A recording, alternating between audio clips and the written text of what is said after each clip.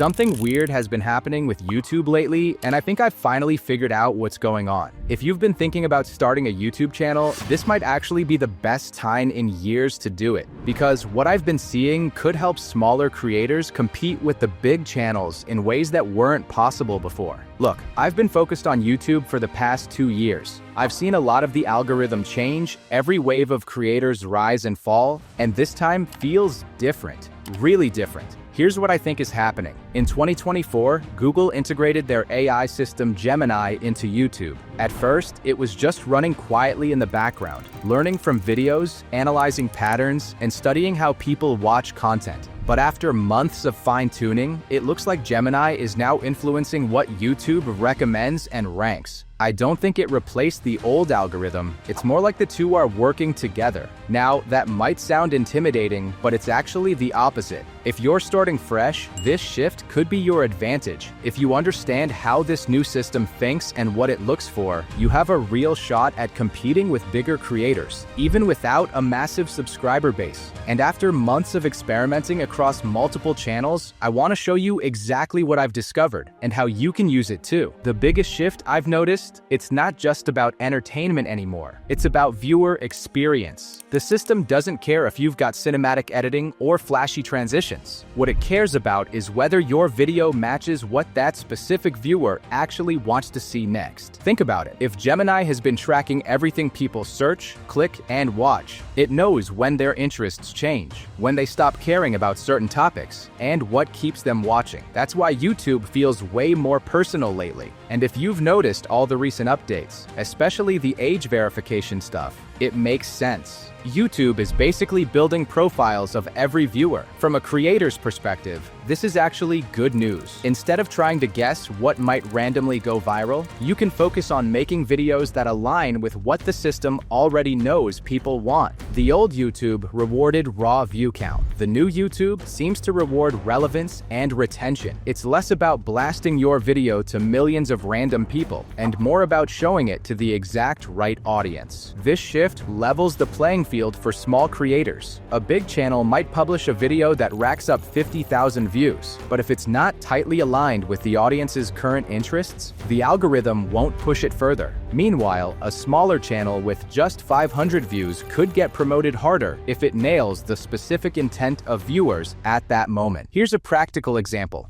Let's say someone is suddenly binge-watching videos about ancient civilizations. If your small channel uploads a smart, well-matched video about Mayan architecture, the system might promote you ahead of a bigger creator who just put out a generic history video. Why? Because Gemini sees your video as the closer match to what that person is already consuming. That's why I've seen smaller channels with just a few thousand subscribers outperform massive channels. Because if your content matches viewer intent perfectly, you can get recommended, even over creators with way more clout.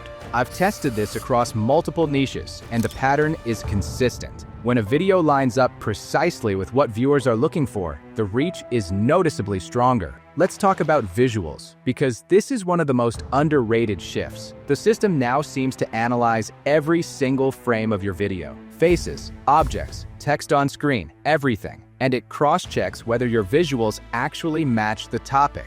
Here's where it gets interesting. Using images that already rank high on Google Images seems to give your videos an extra layer of credibility. Here's proof. I tested this on one of celebrity news channels. I made 2 videos about the passing of Hulk Hogan. Same channel, same topic. But here's what happened. First video, 155,000 views. Second, 13,000 views. Huge differences, right? The only real variable was the thumbnail images. The top performing video used a picture that was ranking high in Google Images for that search term. Now, maybe that's coincidence, but I've seen this happen enough times across different niches to believe it's real. And here's what most creators miss. It's not just your thumbnail that matters. The system is scanning everything inside your video. If your video is about cooking pasta, but your B-roll is random stock footage of beaches, the system sees the mismatch. Even if your script is great, your video probably won't get pushed. So how do you adapt?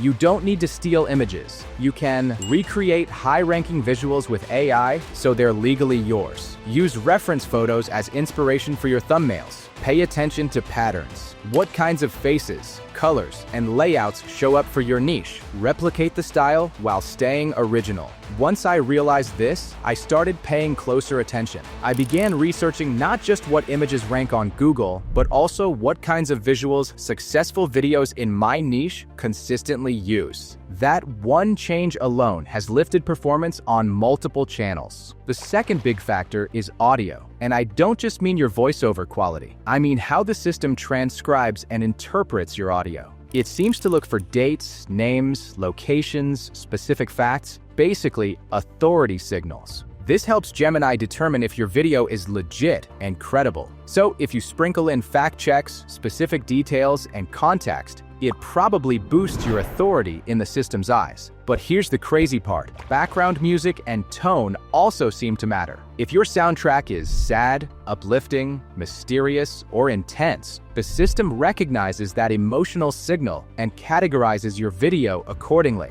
For example, if I made a video about business success, by mistake, I used music that sounded somber instead of motivational. Guess what happened? The video got recommended alongside content about business failures and struggles, not success stories. Same script, different music, completely different audience. That's what I realized. The emotion you build through sound directly impacts how your video gets classified and recommended. And it's not just the music. The system can likely detect whether you're reading stiffly, speaking conversationally, or even how confident you sound. I've noticed my most natural, unscripted sounding videos often outperform the ones where I tried too hard to be polished. So here are 2 ways I optimize audio now. Music mapping. Before recording, I decide if the topic needs motivating, serious, or emotional background music. Authority stacking. I drop specific names, dates, or numbers in key places because the transcription system recognizes those as signals of credibility. The third thing I've noticed, the system reads your comments. If the majority of your comments are positive, detailed, and thoughtful, your video tends to get a push.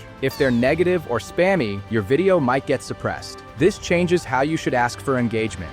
Forget like and subscribe. Instead, ask specific questions that generate detailed answers. For example, if you make an Elvis Presley video, instead of begging for likes, I'd ask, what's your favorite Elvis song?